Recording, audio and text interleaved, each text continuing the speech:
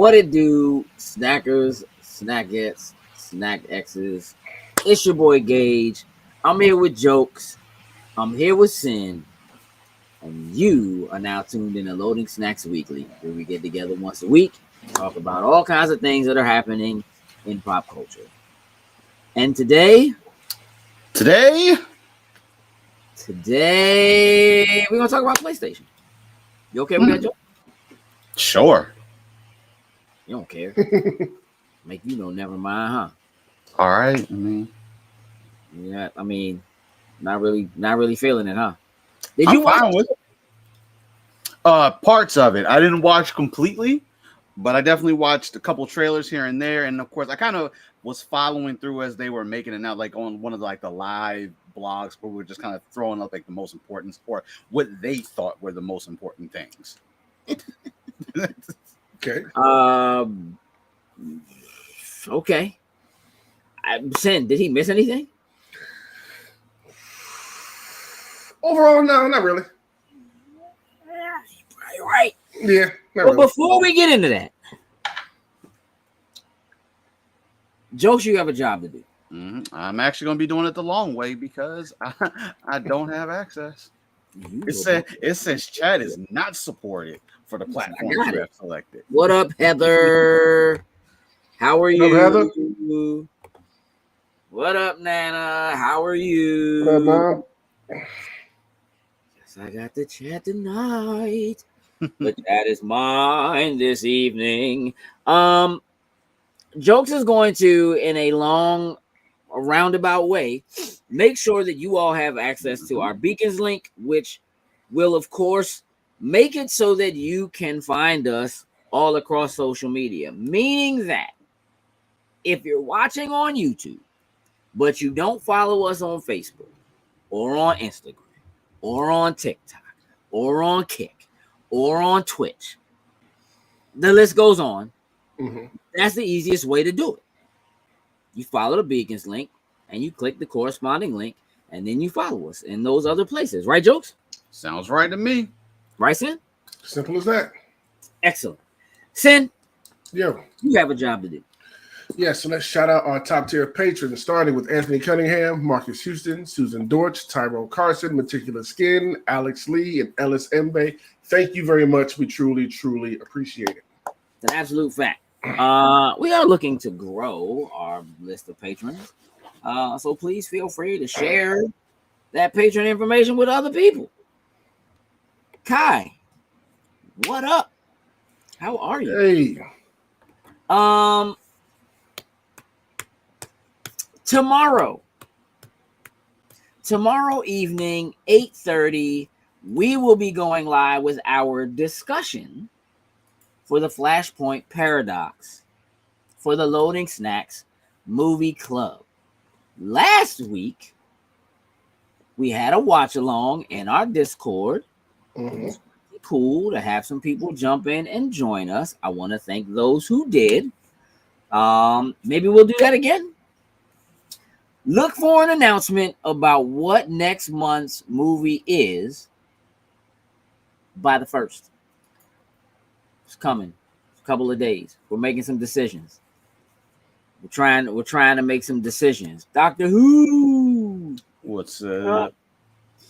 So that's tomorrow. What up, Wiz? What's cracking? So that is tomorrow, 8:30.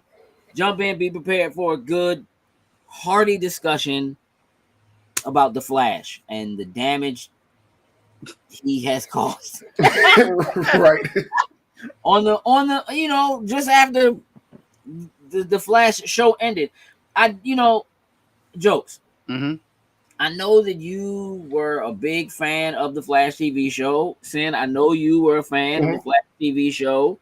It's over now. And I hadn't really thought about it until just now, but I guess I should let you say some words about your dearly beloved. Like, it, you know what I mean? It's over now. How do we feel? Are we okay? I'll go. I'll figure it out once I've seen the finale. I'm currently watching. I'm watching like the season, the last 2 seasons. I didn't watch the last one, so I'm watching them right now. So I just haven't caught up to it yet. So you too, Jokes? Yep, I haven't watched the Yeah. latest one. Yeah. I already Oh, know God. some of the stuff that's happened, but like I'm just happy that you know what. Hey, you know what, Justin? Again, it's correct. Ooh, fighting words. That's a guy after my heart right there. He bugging. I know that. he bugging. You know what's funny? We were just talking about this in the Discord, so he figures he's gonna bring it here to the show. I'll bring it. Hey, bring it through. Don't be a hater, Just. That is a Don't be a man hater. after my own heart. You know what I'm saying? Fast X was trash, my man said. All right, so neither one of y'all have seen it, so you don't even know yet. No, I'll hopefully by next week have it. I'm just happy that you know what, we got the run of all these shows, which have been for the most part have been completely solid. There have been some ups and some downs, I think, with all the series. But as a whole, once I finish seeing this, I'm just happy to have been able to be a part of that whole entire thing. And I'm happy that it's actually getting like an ending. It's not like it wasn't just yanked off. They're not doing a Legends move where they just yank it and then you don't get any type of closure. So I am happy about that. But we'll see when we get to it. We'll see how it turns out. All right, so check this out.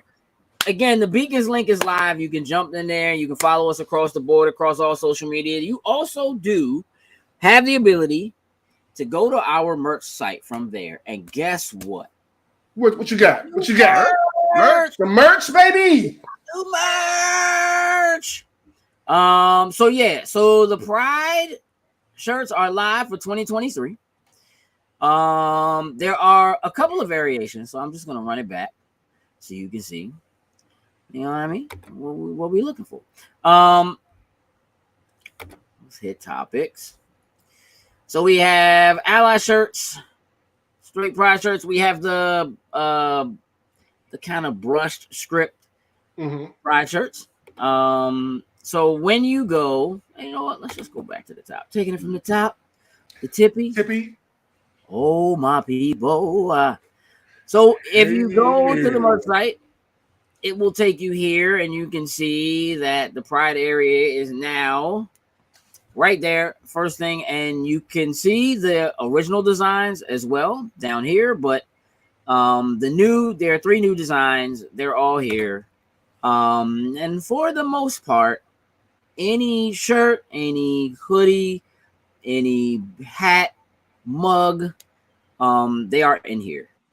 Got it. Choose the color you want. Like that hat, but my big ass head ain't gonna be able to wear that. Nah, what you mean, man? Look real good. Not back. You should be able to. Real good, bro. Nah. What side? Damn, dude, you do have a big ass head. Nah, the black is slimming, bro. The black is slimming. You'll be fine. You know what I mean? It's gonna be all right. No, but those joints fire. I like them. I like them a lot. So that's the new block. You know what I mean? Feel free to narrow it down by women's clothes and men's clothes, or whatever category feels most correct. There are stickers as well. So you could do that if you choose. But yeah, those are live. Now, what I will tell you is that while they all are live right now, and you can absolutely go and make purchases right now, starting on June 1st, when Pride Month starts, from June 1st through June 5th, there will be a 20% discount. So you might just want to wait a couple of days. Discount. Okay. Technically, it's the whole store, so you can feel free to go and get any other low effect stuff you want. I really like this. Like, I like that. I do too. But yeah, so feel free. Ooh, the mouse grab buttons. Dog bandana. I like that. You like the dog bandana? Why you like the dog bandana? You don't have a dog. I don't. Used to. Tatiana's got a couple of dogs, so that works perfect. The pillow covers are cool. I do want you to know that you can choose to modify these. So you could say do a pillowcase, which I have done, right? Do a pillow cover. But you can choose to modify it if you go here, and you can adjust the text, the size. You can pull any of our other designs. So like if you want one that says Pride on one side and says Ally on the other, you're able to do that. So you could do front and back, and then you can grab it as a design from any of our designs that we have here. You like grab that. another one, Mm-hmm. say that you want to throw that on there, and then you can have both sides if you wanted to do something like that. So again, if you want to put something on the sleeve or put something on the back, it doesn't let you do everything to anything, but I just want you to be aware that options like that do exist. And so you can do that. So that is that. I'm going to stop sharing currently. Tatiana says jokes by one. Right. Jokes, give me your wallet. But yeah, so those are live, they're available now. But again, starting on the 1st, when Pride Month does start, there will be a 20% discount. So feel free to jump in there and grab those. We'll post the links, to our Instagram and all that, all our Facebook. Again, the link is in our beacons. Right, Jokes? Yes, sir. So I want to talk about something that happened.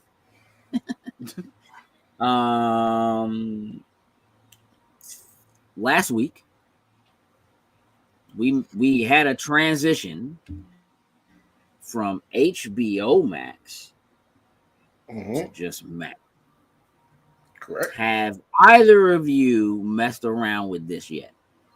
Nope. I don't have the services, so That's true. This is true. So that makes sense. I have to only look thing to I you do guys know for your input. Is I did get an email from them, and it seems like I have to, even though I have a profile, it seems like I have to go almost like to re-register per se. Nah, maybe it's just to log in. It was a weird. Hold on, let me pull it up right quick. Let's see. No, dog. You just have to.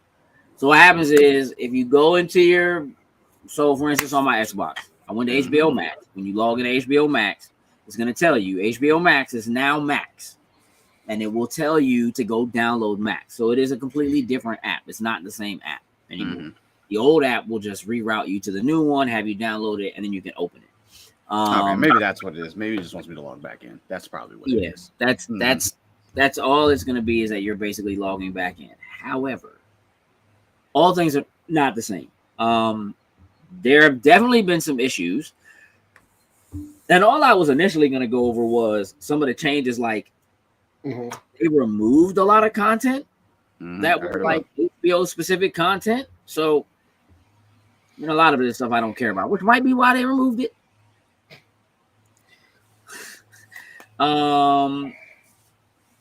But let's just look at some of the TV shows. So every original TV show removed from HBO Max. Are you ready, Sin? Yeah, let's do it. Let's run it down. 12 Dates of Christmas. Don't know nothing about last night. Aquaman, King of Atlantis. Boo. Close enough. Ellen's Next Great Designer. Esme and Roy. F-Boy Island. Finding Magic Mike. The Fungies, Generation Hustle, Generation, Head of the Class. Infinity Train, Legendary, Little Ellen.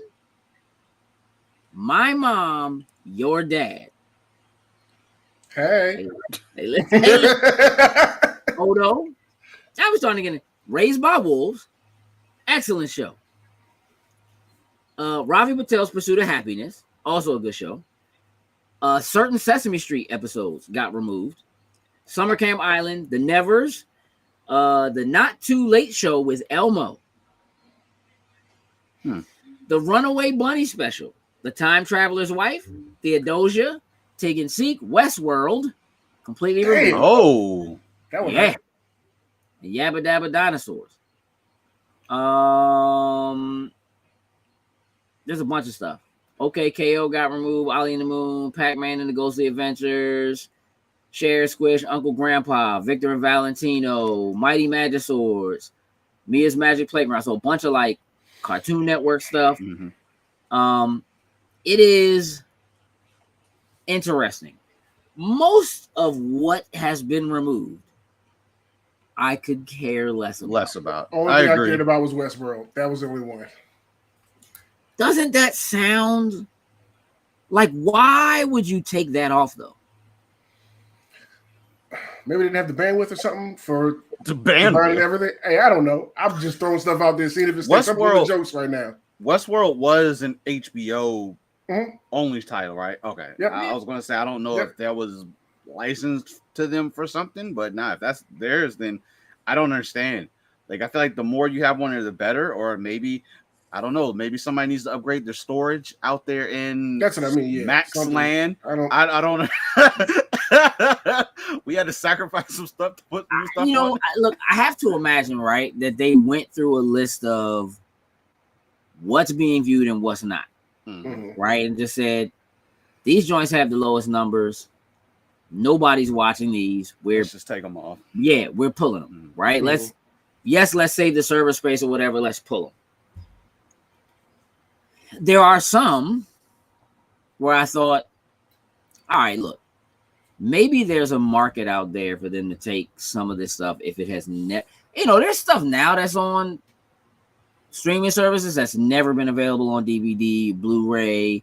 You've never been able to buy it any other way. It's not available even digitally to buy from some other places. So maybe there's, you know what, we're gonna pull Westworld so we can make money by licensing this out to Netflix and let Netflix have it for a certain period of time or something like that. Like it feels to me like some of this is business related in ways that will allow them to make money off of things that maybe they're not making money off of because it's not a draw. Like, outside of Westworld, it's the only thing I can think of as I think back at the list without looking at the list that could be a draw. That could be a thing that you could advertise to get people to subscribe to what is now Max. The first two seasons, not them last two. Now, on that note, I've only really seen people making posts or writing articles about what's being removed. I don't really see people writing about what's been added now that Discovery is a part of it and all of that. But I will say that my experience with the app is that the app is garbage now. It does not work anywhere near as well. It's nowhere near as well put together as HBOMax was. We're like, within HBOMax, you could say, how, like on Disney Plus, you can actually go in and say, I'm looking for Marvel stuff, I'm looking for Star Wars stuff, I'm looking for Disney stuff. You go to Marvel, you can say, I'm looking for MCU, and then you could be like, I want to see MCU movies from chronological. Yeah.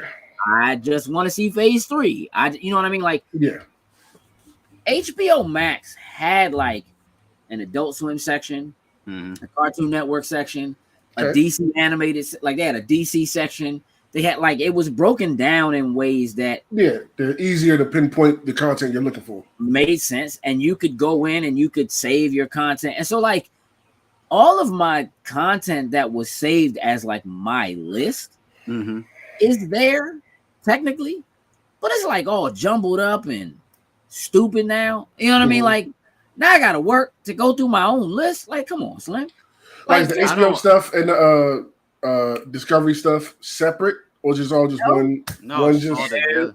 I don't understand. Like when you have something that's like when your UI is like, I don't want to say flawless, but I want to say flawless, but put together very well. Why do you not just transition that over? Like, obviously, you merge two categories or two different, I don't want to say companies, but two different libraries together. I feel like you should at least be able to like say, hey, add a folder, Discovery, throw all the Discovery stuff in that folder, so it's in the right order. So I don't understand why they just don't make those simple transitions. Obviously, I get it. You want to give it a facelift and do certain things since this is a brand new app per se, but why do you sacrifice some of the good aspects of what worked? I mean, can I give you the French answer? The French answer is because it was half-assed. That's the French answer. We. You know what I mean? Like it just because they just didn't. They were so eager to do it, to make it happen. And again, it could be like, I mean, look, y'all know I'll dig. I didn't dig that hard, right? Mm-hmm. So like, it could be something that's like, we had to have this done before the end of the such and such quarter, so the week. Who knows, bruh? Right. I just know it's not a good. It's not a good experience, Mm-hmm. and it is currently not the kind of experience that I feel like is going to sell people. Mm-hmm. Like I don't see how now that you've reduced the name Mm-hmm. and remove what to me is the biggest selling point of the name, HBO. Now that you've removed that from the name, Yeah. I don't see now how you take Max and you say to people, you're getting HBO and Discovery Channel. Like, I don't see how that works. Yeah. I'm sure that there is an executive somewhere who paid a lot of money for people to do some research and say, no, this is the best way to do it. But in my heart, I think somebody said, I'm trying to get this money and y'all better make this happen.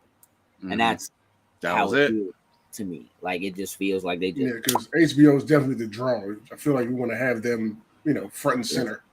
Heather, listen, you are so right. They should have just updated the UI, the UX. They could have just rebranded HBOMax as Max and not made me download and left it alone. And just left it alone. And then just threw all the Discovery stuff in there. Yeah, just slide it on over. Yeah. Which really, I'm going to tell you right now, I know Disney is doing this at the end of the year. And I'm scared. I'm scared, bro. Listen, I'm scared because they are talking about bringing in Hulu and ESPN into the Disney Plus app, which is going to make it so much more convoluted. Mm-hmm. And they are also removing a bunch of stuff like a lot of like Disney Plus original content that you can't get anywhere else and it's never been available any other way. So like, not that I'll be mad if they don't make the Book of Boba Fett available. I mean, if that so happenly just gets lost in the shuffle of the transition, I wouldn't bat an eye. Like, oh well, Bubba.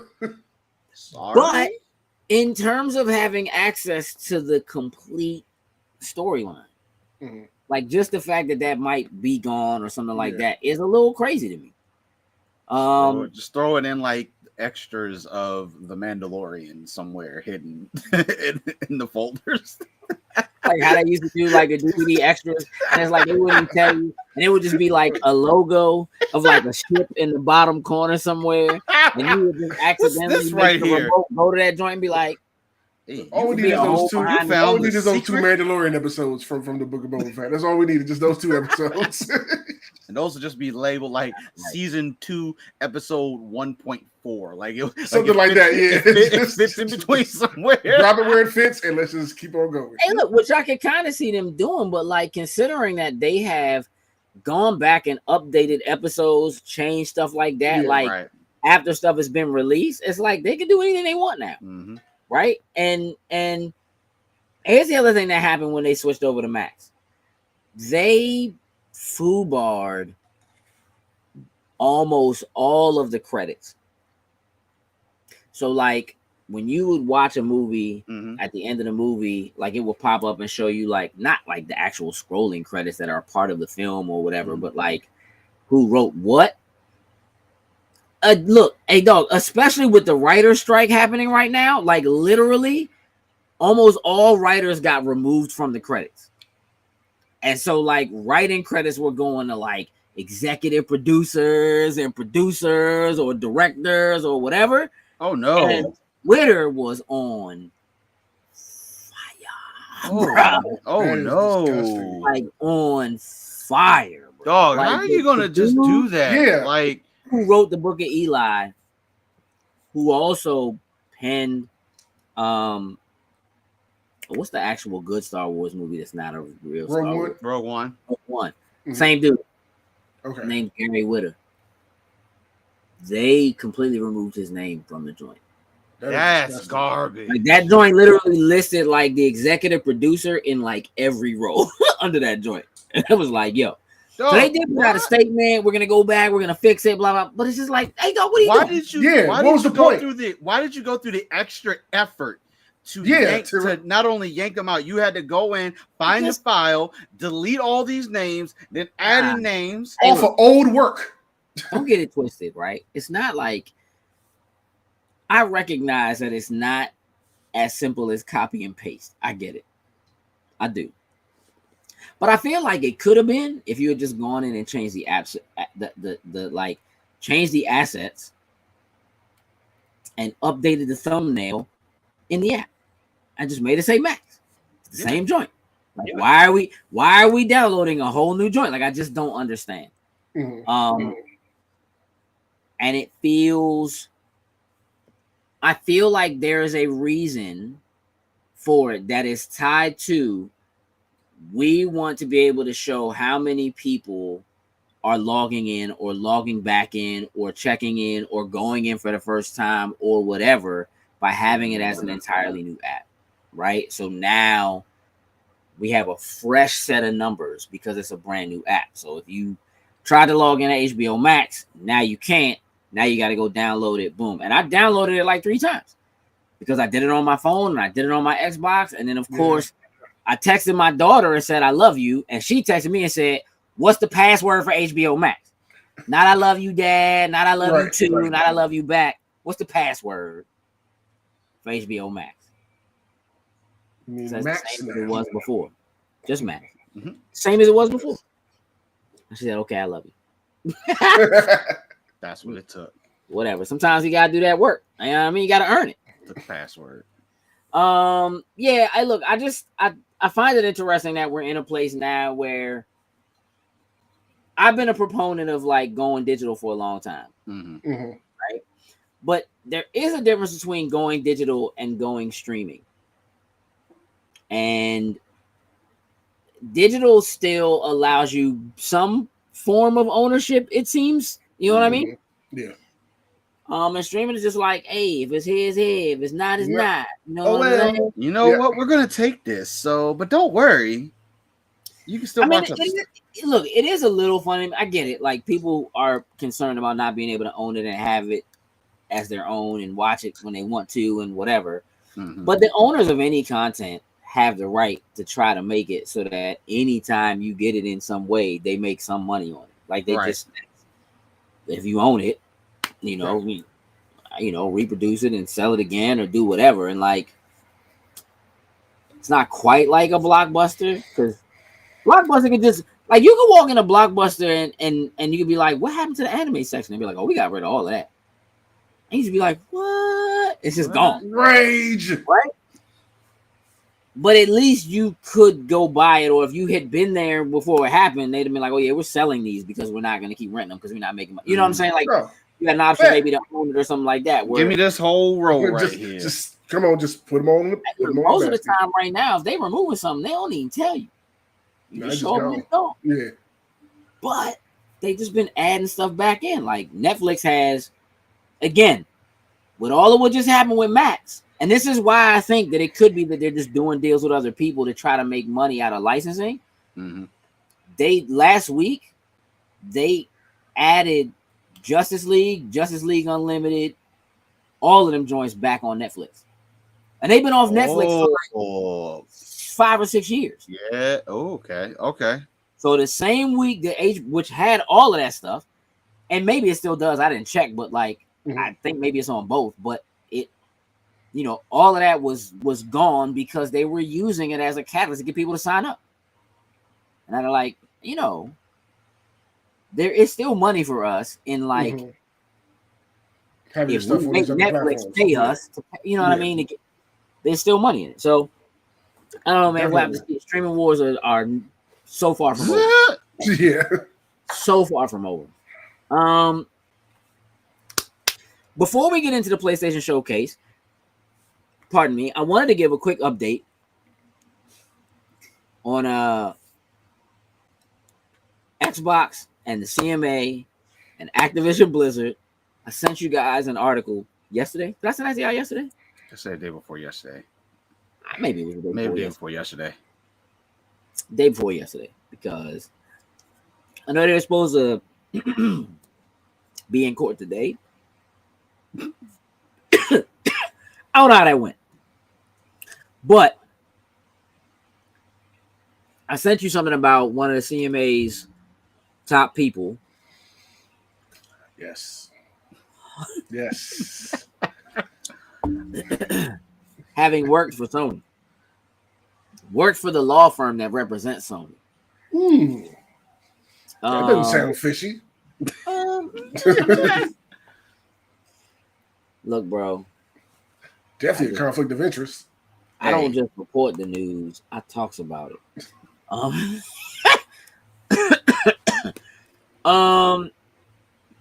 So this is an article from Windows Central. It says a CMA director who blocked Microsoft's Xbox Activision merger previously worked for a Sony law firm. Now, look, I'm not going to read this whole article. I'm just going to tell you that now. But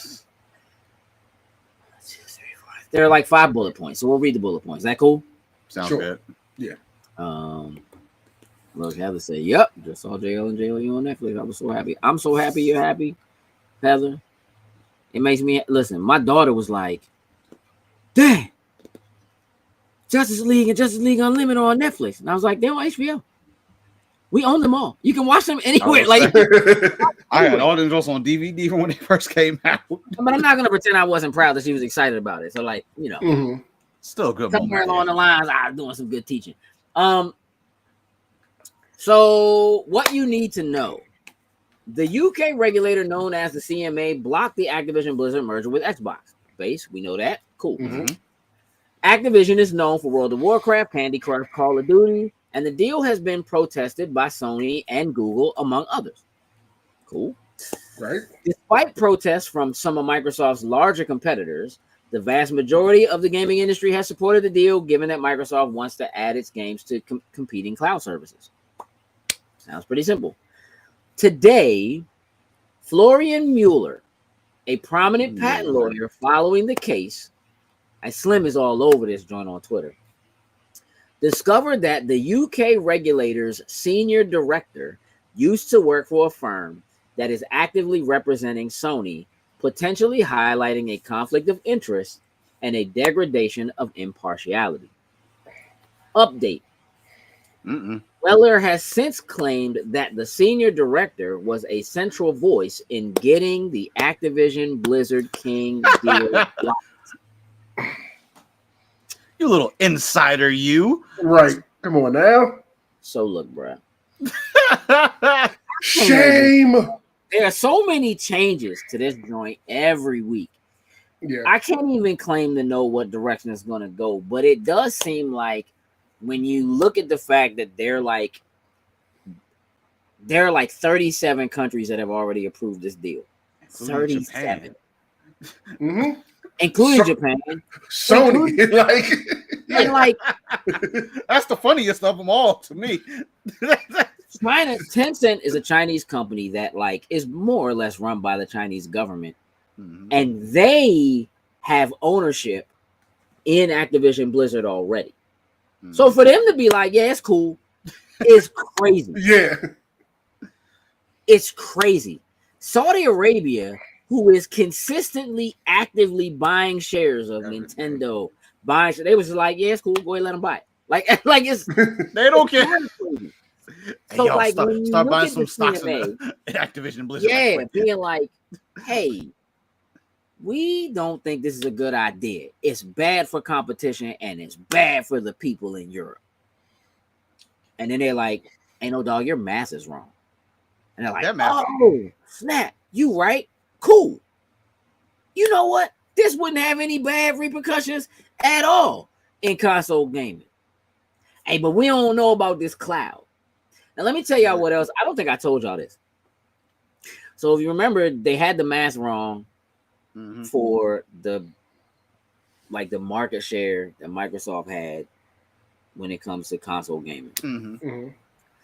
So the math that they did when they claimed that cloud services were still an issue, what they did was when they looked at Game Pass, they included all of the Game Pass subscribers as cloud users.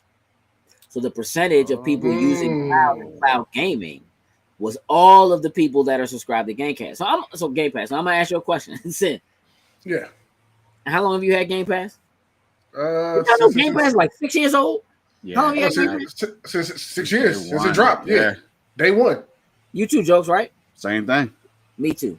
How many times have you used cloud gaming? Only for Avengers, and that was probably twice. I would say for me a handful of times. Games that necessarily I don't want to download. I just want to try it out first before, and then if I like it, you know what? Cool. Install. Give me all the fidelity and extra stuff for it. Me too. In 6 years, I've probably put about an hour of cloud. Like Sin and I played one game in cloud. There was a game that I can't think of the name of the game, but we tried it in cloud without downloading. Mm-hmm. And we actually liked it enough to be like, hey, you know, we might go ahead and install this. And then we didn't. But and then I played on my phone. I played Rainbow Six Extraction with Sin from my phone in the parking lot while I was waiting for my daughter to come out. That's right, the power outage. Yeah. And Avengers.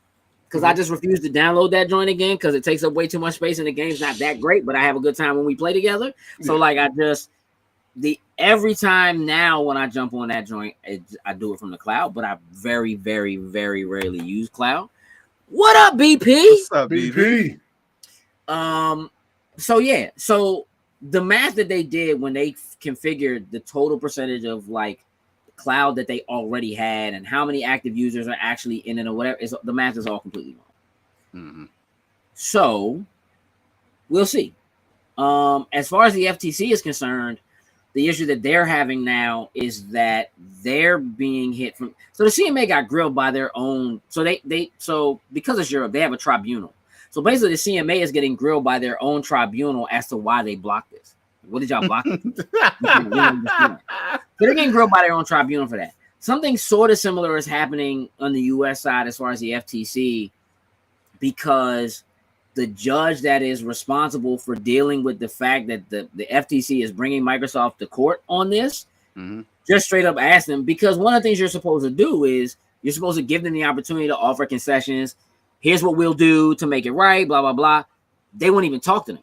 So they just like, nah, we're blocking it. And we're taking them to court. And Microsoft was like, well, we have this, and this to say. And they were like, nah, they wouldn't even listen to them. So now they're being kind of thrown to the fire too, because they wouldn't even bring them in. So so it's like they Sony got somebody else in their pockets, and the FTC probably now. Totally possible. Wouldn't surprise me in the slightest. But you know, look, we'll see where it goes. Staying in video games, moving to Sony again. Before we get into the showcase, this kind of ties into the showcase a little bit. Right, Jokes? That's how you say it? A little bit. So Naughty Dog posted this like a couple days ago. So Last of Us fans, we know that many of you have been looking forward to hearing more about The Last of Us multiplayer game. We're incredibly proud of the job our studio has done thus far, but as development has continued, we've realized what is best for the game is to give it more time. Our team will continue to work on the project, as well as our other games in development, including a brand new single-player experience. We look forward to sharing more soon. We're grateful to our fantastic community for your support. Thank you for your passion for our games. It continues to drive us. Naughty Dog. Now. All right, thoughts on that? I don't think that joint's gonna come out. I believe it when I see it. I don't think that joint gonna happen. Why don't you think it's gonna happen, Jokes? Yeah, well, let me say it this way. I don't think it's gonna happen for this Last of Us Part 2 lifetime, probably now. I feel like almost they may get to the point of saying, the third one, whenever they start doing that, they're going to incorporate it into that. Oh, instead of it being standalone. So this is not supposed to be right. part of Last of Us 2. This is supposed to be a standalone multiplayer. It was originally, so let's just run it back a little bit. Mm-hmm. Last of Us had a multiplayer in it called Factions, which did surprisingly well. Like, they weren't even really expecting it to be as good as it was or do as well as it did. And so they decided to incorporate it into the second one when they did The Last of Us 2. But the time and effort they were putting into it to make it for The Last of Us 2 began to get so big that they decided to make it its own standalone multiplayer experience, as opposed to it being a part of The Last of Us 2. So this is not supposed to be part of The Last of Us 2. This is just supposed to be, it was, but now it's just supposed to be a standalone project. So you think it'll come out? You just think it won't come out until Last of Us 3, and it'll be attached to Last of Us 3? Yeah, because the fact, like, at this point, I would feel like you would be in that position to be like, oh, you know what, we're gonna delay this until the fall of this year. At least give us that vague time frame that it's gonna come out in to kind of give yourself some wiggle room. But they really didn't even give like. You know what, Jokes? I'm gonna push back on that a little bit, only because Sin and I watched this showcase together, and they didn't give any release dates. Nope. Like these, they showed like a 10-minute trailer for Spider-Man. Oh, fantastic! I watched that in its entirety. Fantastic, by the way. Coming out this year, no date, dog. No date. So we'll talk about that in a minute. But why would they? Sin, before I have you tell me why you think it's not coming out, let me share some new information. Sure. Here we go. Let's talk about the word on the street. So the word on the street is, according to Jason Schreier, who generally never has his information wrong. So people were complaining after the showcase because Sony didn't have what people expect from Sony. So, like, as a whole, almost like, bro, I must have watched 10 different outlets talk about this showcase just to see if, like, maybe how I was feeling about the showcase was, like, misguided or not, in line with where other people are. And I'm talking about, like, straight up PlayStation podcasts and, whatever. And everybody was basically disappointed. Not like what they showed wasn't cool or like they might not be exciting or whatever, but that, like, this is a showcase. And let me just make it real clear. There has not been a PlayStation showcase for like 600 days. From the Roman numbers. Been over a year and a half. There was no showcase last year. They didn't do one at all. If you remember, when E3 time came around, like, they did a couple of state of plays. There was some further out and a little bit before, but they didn't do an actual showcase. They did do a showcase the year before. So it's been more than a year and a half since Sony has done a showcase. And because they're doing a showcase and calling it a showcase, as opposed to what we have been getting from them in state of plays, I just think people's mindset was like, yo, they're doing a showcase. This is about to be it. Like, we're about to get all the, because, like, honestly, outside of Spider-Man 2, we have no idea what any of the PlayStation studios are actually doing this year, if anything.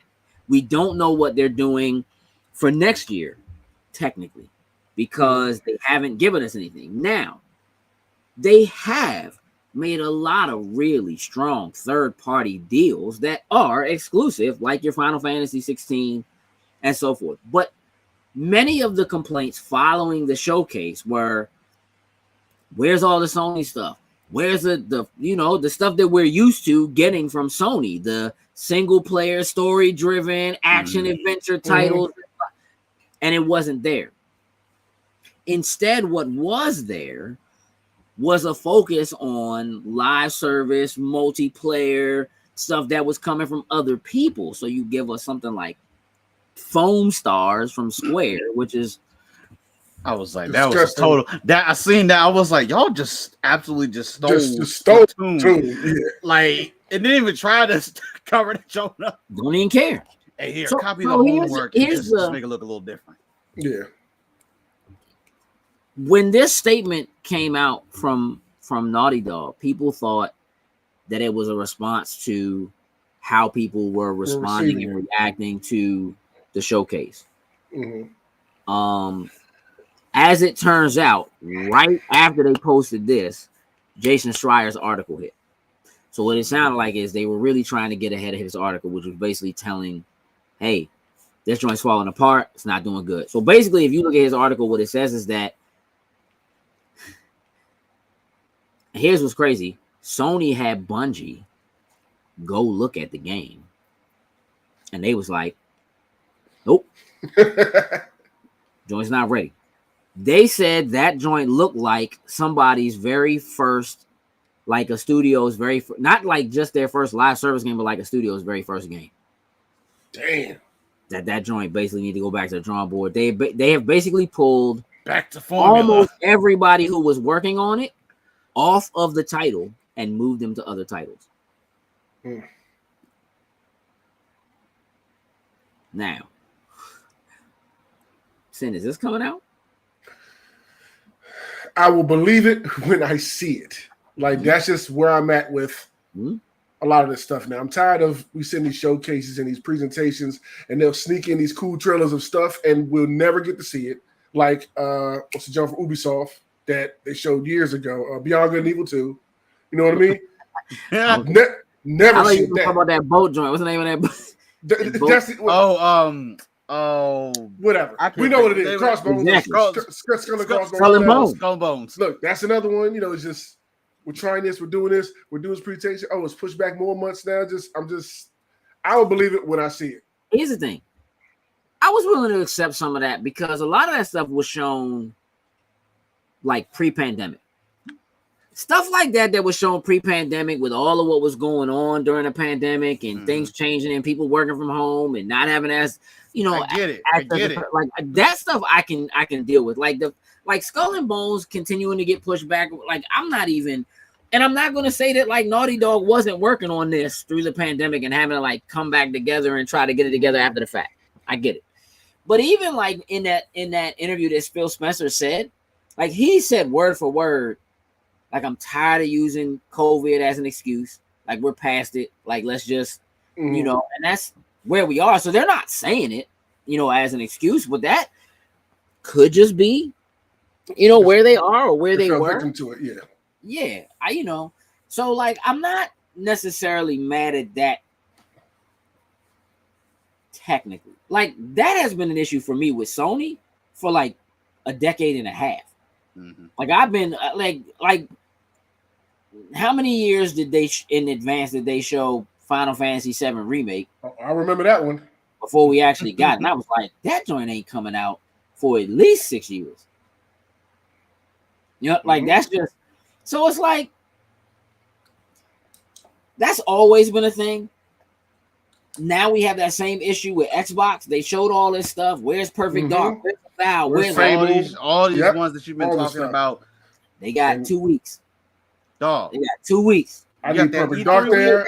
I need Fable. I need updates to that joint live. Let me tell you.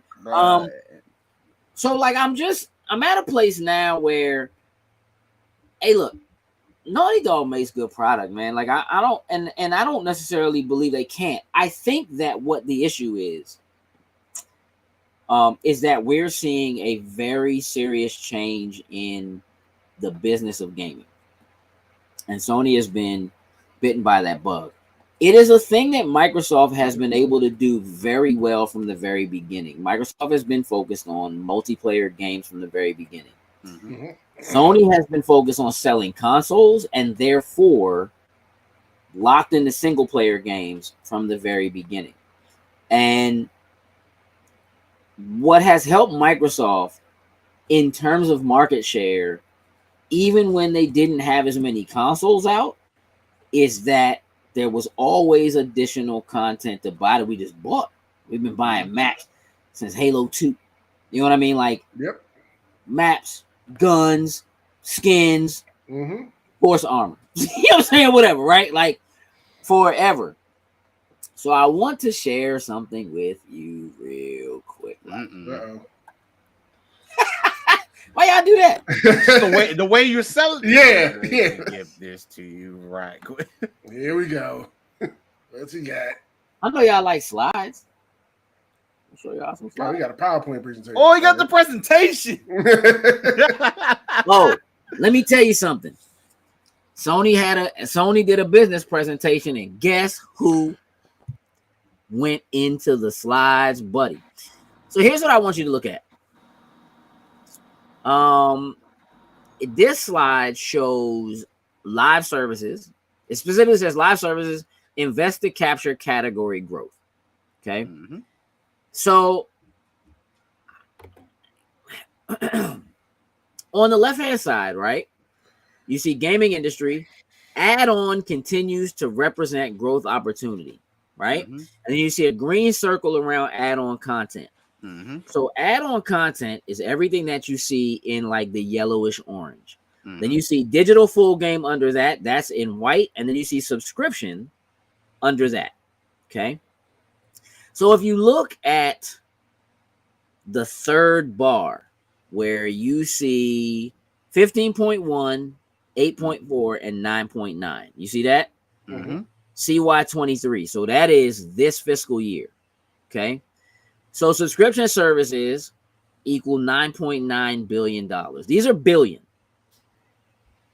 Digital games, buying the full game, is down from last year. Is 8.4, was 8.6. 2 years ago was 15 billion. Mm-hmm. Add-on content, 15.1. Now, if you look at where they expect add-on content to go over the next 2 years, over the next 3 years, if you look at fiscal year 26 at the end, $19.2 billion, while buying a full game goes down to 7.4. So they expect to lose a full $1 billion over the next 3 years in people buying the full game, while subscription services goes up, but only goes up a couple of billion. Yeah. Look at the growth. You're talking about another $4 billion in add-on content, right? Mm-hmm. So based on that and their projected growth, specifically in add-on content, and again, they're buying studios and stuff specifically to dig into that segment. So if you look at the right-hand side where it says PS5 investment by business model, right? What this is a breakdown of the amount of money that Sony intends to spend or did spend on their business model. So at the bottom in the light blue is traditional, and then in the dark blue is live services, live service games. Mm-hmm. So 2023 this year, 45% traditional investment in traditional business model, 55% in live services. In 2 years, 60% and 40%. So they're going to be spending a lot more money in live services, live service games, and in trying to put out content that specifically speaks to those things over the next couple of years, because that's the direction they're going. So having Sony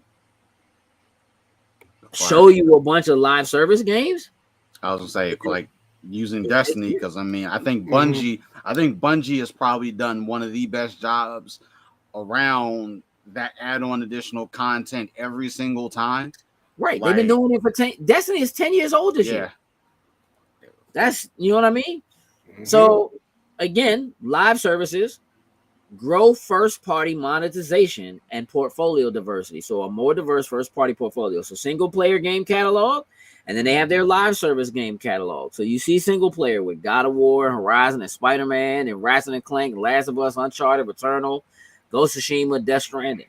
Mm-hmm. But then their live service game catalog is Destiny 2, The Show, Haven, which they had their first trailer. That's Jay Raymond's new studio. Mm-hmm. Their first trailer was shown at the showcase. You have Naughty Dog, who like makes games that are on. Maybe sliding that out of there. And here's what's crazy is that they're showing studios on this side with games, where the opposite side is just games. It's just game titles. And then here, yeah, you have Destiny, you have the show, and then you have the show. But everything else under that are all studios. So they bought Firewalk. They showed their first game. Guerrilla, Naughty Dog, Haven. They're all in the live services category. So they must be working on something to try to fill that void. Yeah. Yep. And look at the bottom thing here. So portfolio/market opportunity, release cadence to maximize publishing capabilities on and off console. So that means PC. That means stuff like the show, the fact that they don't have a choice, but the fact that it's on Xbox, whatever, and then scaling business profitability for content development. So like what they're trying to do, ongoing growth to be sustained by PC titles beyond FY22. So again, they're leaning into that direction because that's what they want to do. Like they have to do that. And so like their portfolio of first party stuff, hold on, I gotta find this other one. So expanding their audience. So this right here, future growth pillars. So if you look at the console audience, right, you see social, Discord, accessories, PlayStation Plus, competitive gaming, because they have Evo, right? So repeating Evo. Yeah. Then they have at the top transmedia, which is like transmedia would be stuff like The Last of Us coming to HBO. Okay. The fact that like they got to move again, even at their showcase, they showed the trailer for the Gran Turismo movie, right? Yeah. So then you have indies like Devolver, which makes me wonder because they specifically under indies call out Devolver Digital, which is not a studio they own. Right. So that makes me wonder whether or not they're getting ready to try to, because if you go under IP, they own Bluepoint, they own Valkyrie, they own all the ones that are in. They own Housemarque, they own all those. If you look at live services with Bungie, they own Haven, they own Accelerbyte, and they own Firewall. So the fact that they have indies and they put Devolver under there is kind of crazy. Somebody may have slipped up with that slide. Exactly. Because they haven't announced it. So that would be a solid gift for them. But live services is connected to the beyond the console audience. So again, for PC, they bought Nixes. For mobile, they bought Savage. And then you see the phone and the TV. And they're playing PlayStation Studios. So like, again, they're going after that audience. It just makes sense. That's what they're doing. So transformative group collaboration. So build the brand relevancy, sales and marketing collaboration, amplify IP synergy. So again, Spider-Man, Twisted Metal, Gran Turismo, Last of Us, and then content distribution, Crunchyroll on PS5. Why is Twisted Metal under content distribution? I guess just for the fact that, I mean, it's not on theirs. It'll be on because the show is coming to Peacock or whatever it is. I mean, again, it just shows that they're like, what their plan is doesn't fit into what I think most people who have become PlayStation fans over the PS4, what up, Grinch? Over the PS4 and end of the PS3 era, what they have come to love about Sony and the things that they claim Sony, great single player, first party games and blah, blah, blah. Like, I'm not saying it's going away, but it's no longer the focus because there's not the money. If you look at the number of total units sold of a game like The Last of Us, as big as it is, like as crazy as it is now, those games, even God of War, they don't come close to selling as many copies as like Halos and Gears of Wars do, because those games are multiplayer and multiple people need to buy them in order for everybody to enjoy them together. And then on top of the total sales, you have the add-on sales, the map packs, the guns, you know what I mean? Like all of that kind of stuff. So looking at the model and what they have to be seeing when they look at something like Call of Duty and the amount of money they make on Call of Duty, even though it's not their property, right? They see everybody who goes in their PlayStation and buys maps and buys guns and buys skins. Same thing with Fortnite. They see everybody who goes in and does that. So like they have to see like, live service is kind of where it is, whether we like it or not. Yep. Battle passes too, all that stuff. Oh, battle passes. Yep. So much. Look, Revolving no, door. I spent like 40 minutes going back and forth between the 3 different versions of Street Fighter and the 3 different versions of Diablo today, trying to figure out what I actually get, whether or not it's worth it, what's coming down the pipe. You know what I mean? Like, I know Street Fighter going to try nickel and dime me down the road anyway. I just buy it on now. Facts. Knowing they're going to nickel and dime me afterwards anyway. They're going to put out Street Fighter 6 Ultimate Edition. You know they are. Mm-hmm. You just made my man think. There's a time when I would have said yes. I don't think so now. I think that it's going to keep nickel and diming within it. Adding a new mode, adding new skins. Let me ask you a question. Characters. How many versions of Street Fighter 5 are there? I think it might be 2. I think it's an arcade one. I think it's like 4 of them. Oh, if it is, then I take it all back. I think it's like 4 of Street Fighter 4 for sure. Street Fighter 5 was only on, well, it was on PC too, so I shouldn't say it was only on one platform, but like, it's Capcom, dog. That's what I'm saying. I'm agreeing on nickel and dime 6. Like after you get the $100 version, anything after that they start putting out, bruh. Their skins are expensive. Which one was it? Was that Tekken? Dead or Alive. Oh, Dead or Alive. Dead or Alive. Yes. Dead or Alive. Dead or Alive will drain your bank account, bro. Put their joints on sale for 60% off, and them joints still be it's gonna be like $100. Like, bro, it is 60% off sale before it lands. Dog. Hey, look, let's just get a couple of highlights from the showcase. Jokes of what you did see of the showcase. What stood out to you? Like, that wasn't Spider-Man? Because clearly, I was going to say clearly Spider-Man the one. I was happy to see the remake from Metal Gear. As convoluted as that whole Metal Gear franchise is, like, I actually never finished 3. So I was like, okay, cool. But then it's like, I mean, Hideo doesn't necessarily. I like how they use the Delta image to signify this. Hey, we're not going to make any of the base changes or anything to it. We don't need they don't need Hideo like that. It's weird that Delta basically means change without shifting structure. Yeah. So it should still be the same story and everything. So I should be able to play this jump and get that same experience of what you have on the other one, just with everything being better graphics. Everything looking better on it. So I was a little happy to see that. It's dirty. Let me ask you a question, Joe. Let me pull my microphone close. Hey, dog. Who is developing this game? No, it's Konami still, if I'm not mistaken. I don't believe so. They own it. They gave it to somebody else. Not developing it. I could have sworn I saw a Konami logo. I could be wrong. You did, because they own it. It's theirs. Like, they own Metal Gear. That's true. That's true. So if you go to the website and you look to see who's developing it, I could actually change. You know what it says? Do it right now. I want you to read it. Sen, I want you to read the joint to me. What it says. Who's developing it?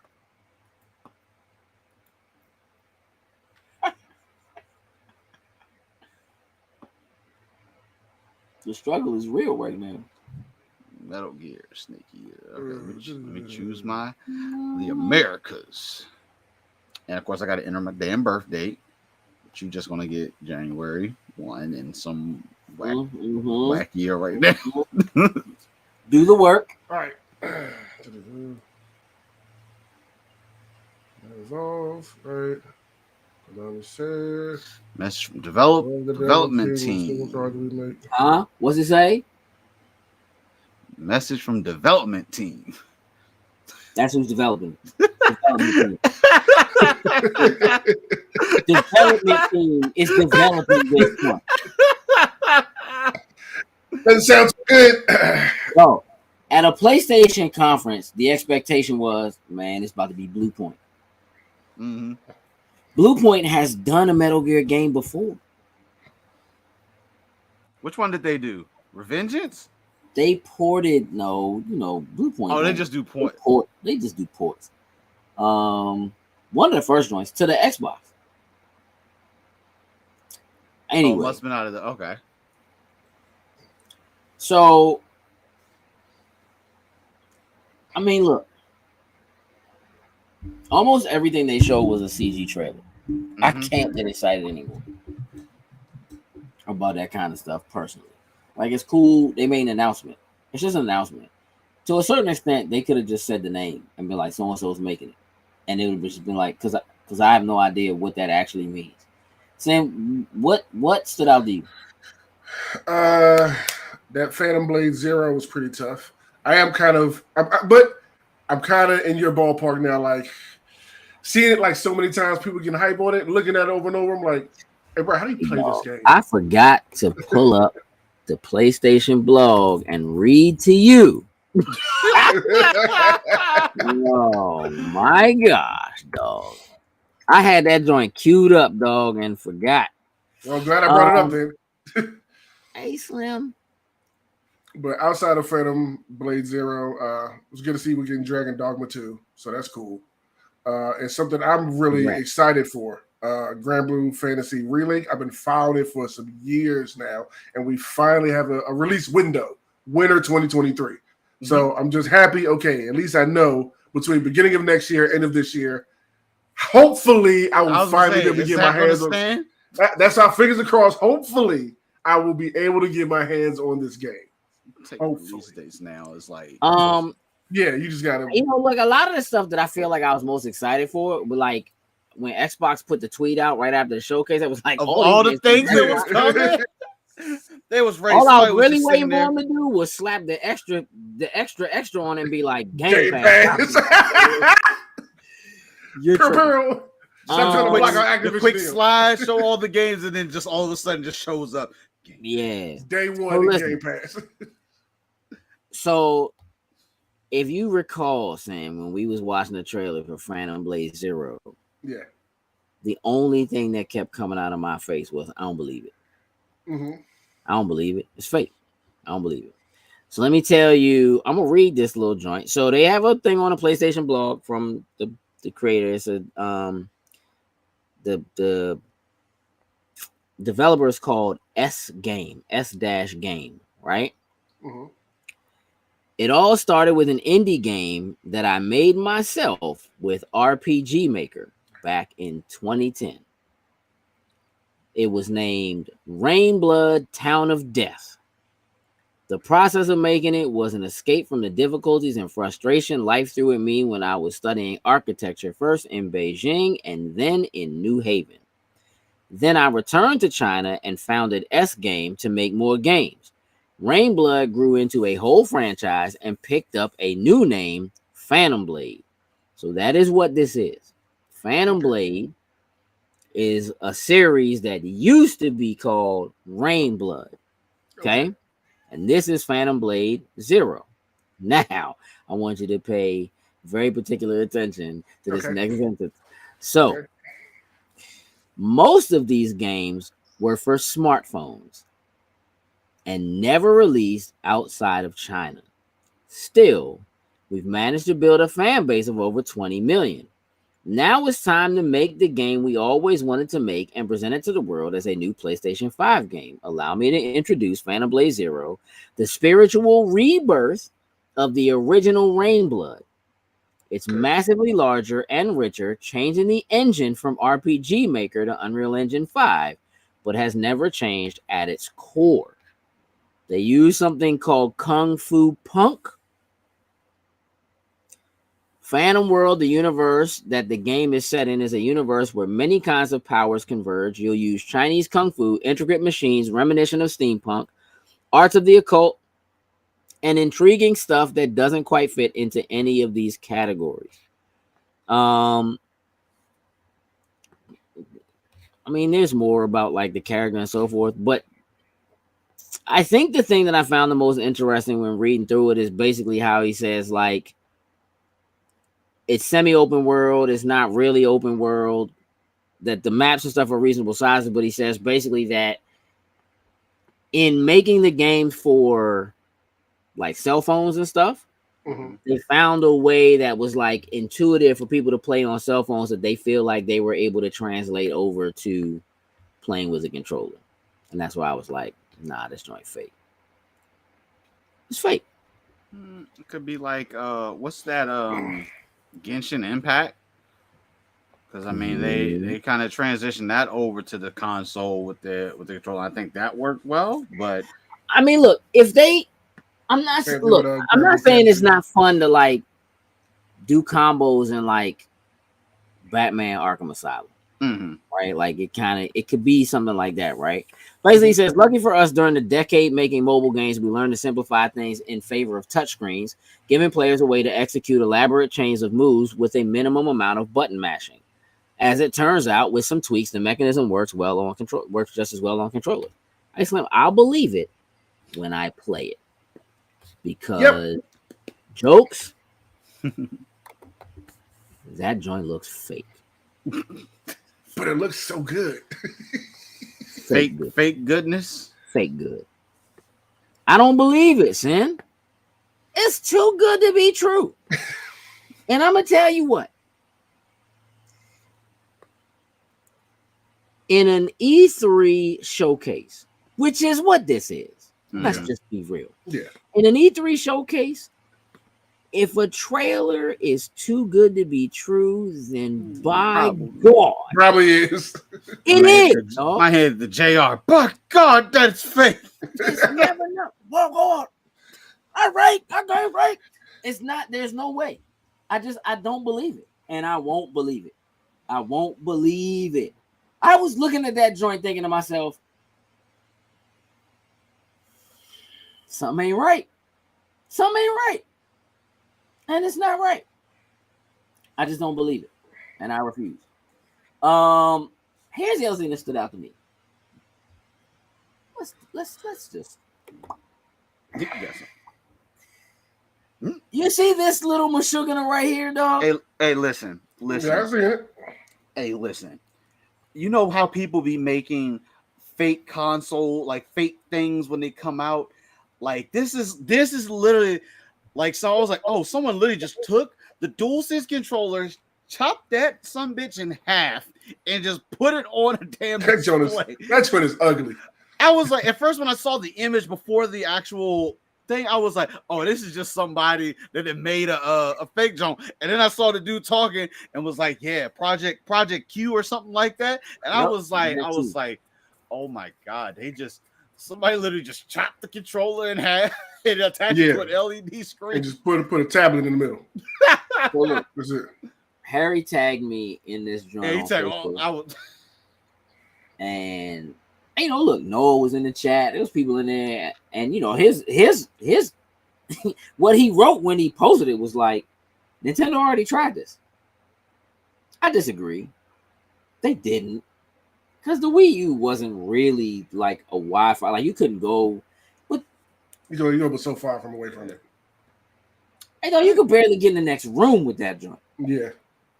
And that's my only issue is the fact that like literally for whatever you want to play on it, it has to be installed on the PS5. Correct. And of course, because it's remote play. Right.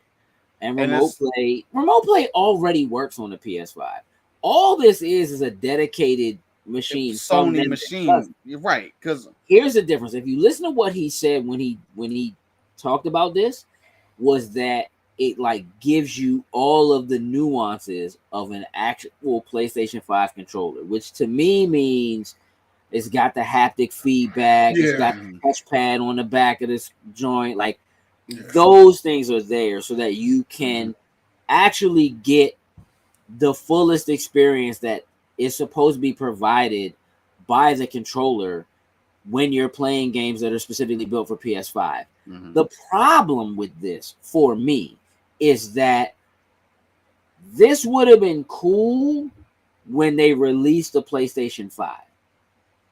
And the reason why I say that is because all of the big deal that people were literally saying that the PlayStation 5 controller is the biggest thing in the next generation console. The feedback from nobody uses that crap.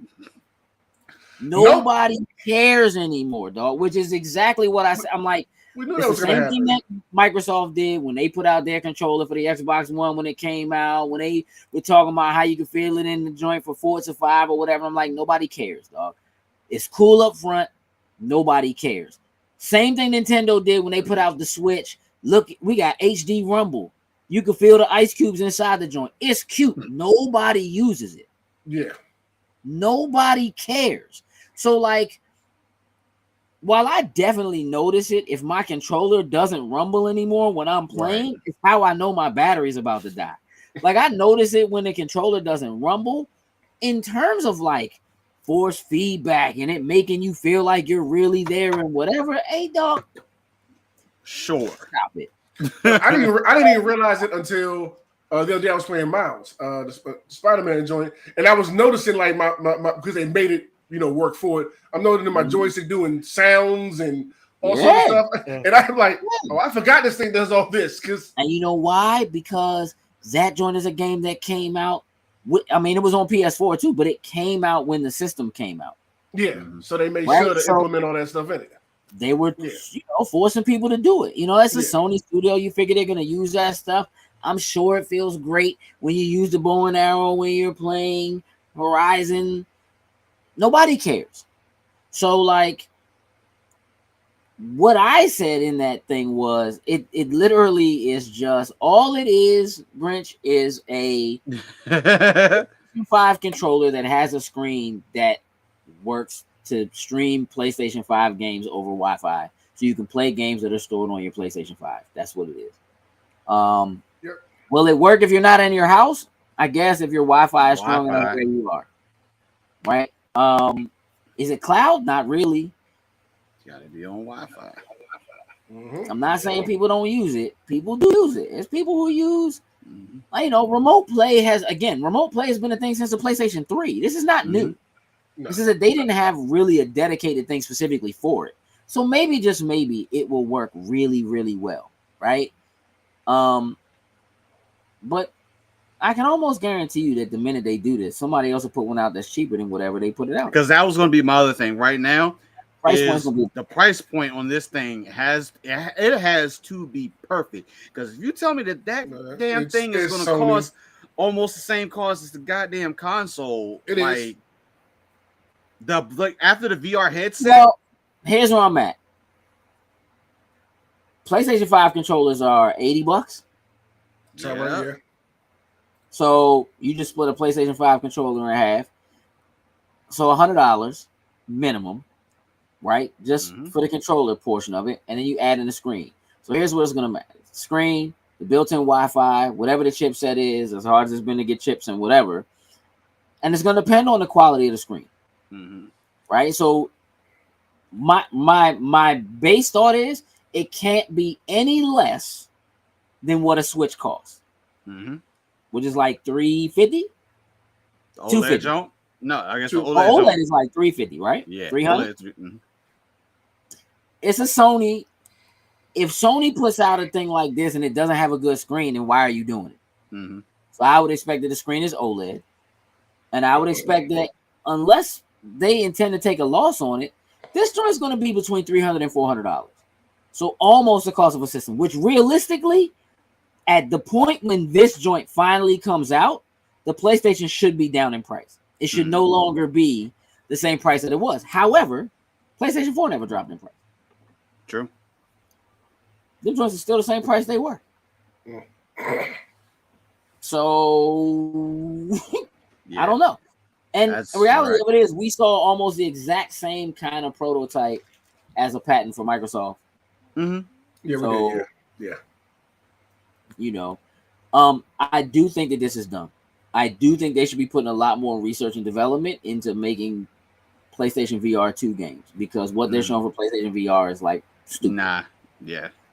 Sony could easily partner with like a tablet company, whichever one, and just say like, listen, we're going to take the PlayStation, kind of like how the PlayStation controllers are in Apple stores, and kind of put it at the forefront like that on there. I don't think they really needed to do this. Like, just like you said, obviously it should be a Sony display.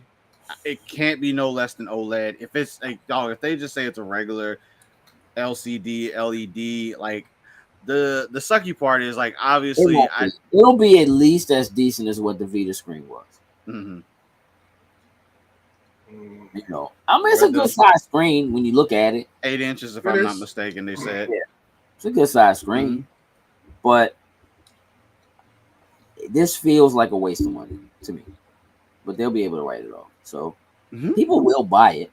Oh, no doubt. There's no doubt in my mind. Like, people will buy it, they just won't use it because they won't need it. I'm just waiting for that first person to make that post. Like, what you mean I can't play this junk anywhere that I'm at? Like, I'm waiting for someone to not read the small things in there about not being on Wi-Fi and all that.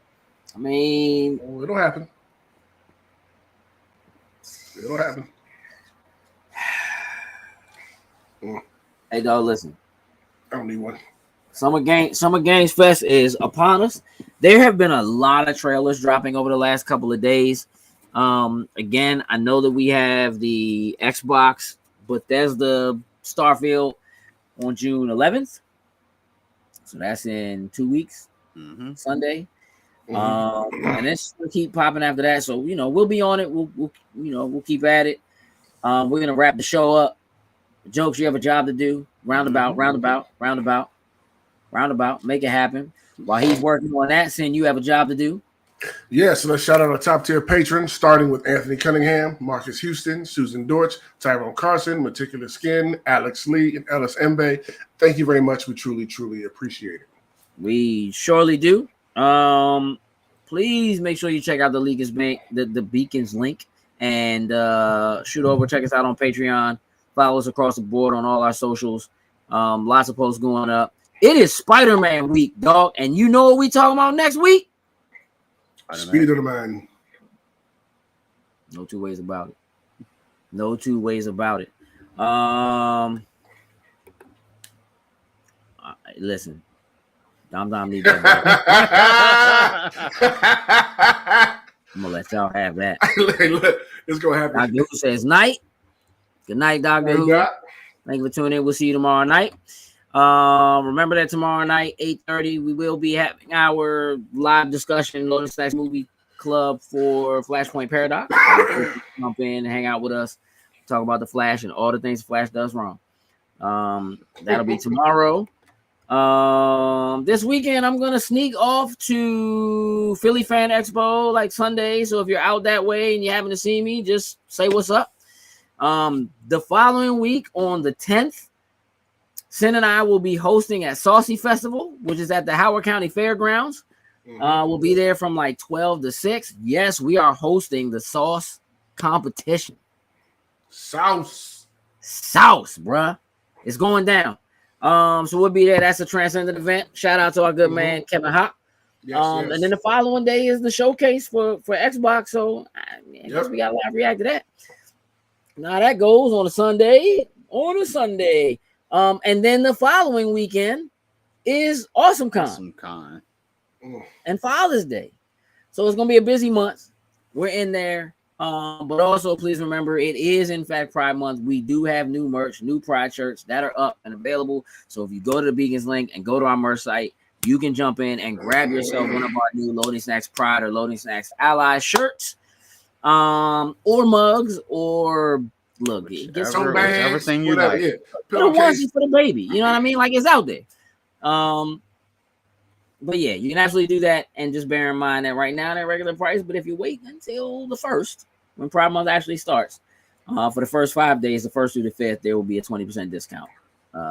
So we'll put a little something up as a reminder. Sin, what's happening Thursday? Through the Park, 8 p.m. We wrapped up Cabinari of the Iron Fortress last week. This week, we're doing the sequel movie. It's about 1 hour and 7 minutes. It takes place 6 months after the show, so join us for that. Should be good times. I don't think any of us have seen that one. So, fun times. Good. You gonna be there? Don't know, because I may be pulling an audible, and I may actually be seeing Spider-Man on Thursday. Ooh. Hey, listen, y'all better get ready for that Spoiler Boys next Monday. It's going down. I'm going Thursday already. Got my tickets. It fits right in between when I get off and when Thriller Park starts. Good to go. It's all good. It's happening. And after that, it's Diablo all weekend. Listen, dog, listen. Bruh, I'm in there. My Jones already loaded. I'm so hyped, bro. All 74 gigs is loaded on the console, ready to go. You don't play games with people. Oh, no. I will surely be playing this, so. Okay. Hey, dog, listen. Street Fighter come out Friday, dog. I know, so I got to figure a way to get some Street Fighter. And Diablo's technically not supposed to come out until Tuesday. Mm-hmm. But I know you get this battle of day. Got it Thursday, baby. Blah, so it don't start till Saturday. I am beating it this weekend, at least my first run. That is going down. You're beating what? Diablo 4. The first run, like to go through the story, to get to all the end game, all that stuff. See, you don't pay attention to the chat. The one that Marcus created for Diablo. We all in there. We Hey, dog, the chat. I was the last person to post something in that jump.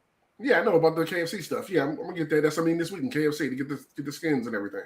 Honestly, it ain't gonna be worth it, honestly, because the Jones they don't unlock until your levels 2, 3, 4, and 5. So which means they are all gonna be useless after like the first day. Yeah, but you get the skin so you can transmogrify it. Yeah, you just Yeah. transmogrify it. Yeah, like have it for later. Come on now. I already went and got a sandwich today, so yeah, I already got one of them. It's cool. I'm gonna set mine up. I KFC on weekend. Nothing. I'm out. Make sure you order through the app because it will not work. I read it. Yeah, you gotta do the app. Yeah. So we in there. Woo. All right. You joining? No. No. Rabbit hole. It's like I'm gonna be busy this weekend. I got stuff going on. I'm doing stuff. You get a Tuesday. You get a Tuesday when it come out. You get a Tuesday when it come out. You know, dive in. You know, get you up there. I think I'm gonna be playing Street Fighter this weekend. I'll be doing both. Most of Diablo. But nah, you're not gonna play Street Fighter and beat Diablo. No, I'm gonna touch Street Fighter just to get my hands on it. You're gonna install it, power it up, and just get to the main screen and then shut it off and go back to Diablo. No, I can tell you 1,000% what I'm going to do. I'm gonna do all that except we play Street Fighter Friday because I thought Diablo the 4 days early you can't play it till Saturday. Thursday, and for us it'll be 7 p.m. Thursday start. Are you sure? It's only 4 days. The release date is the 6th. Mm-hmm. Thursday. It's Thursday for us. Thursday's not 4 days from Tuesday. Hey, listen, that's what they little maps say on their website. In the little time, in the little time zone, break it down. That zone says Thursday at 7 p.m. for us. They broke that jump down West Coast, East Coast, and a couple overseas places. Look, that's fine. Either I'll be playing it Thursday after Thriller Park, or whatever. I'll be playing when I get home on Friday. You know what I mean? After SmackDown. So we'll see. Y'all let me know how it is. I'll just power level with y'all when I feel like it. All right, with that, the show is a wrap. Jokes, take us out. Remember, y'all, just because you have a well thought out plan doesn't make it a good idea. With that, we're out. Toodles and loose.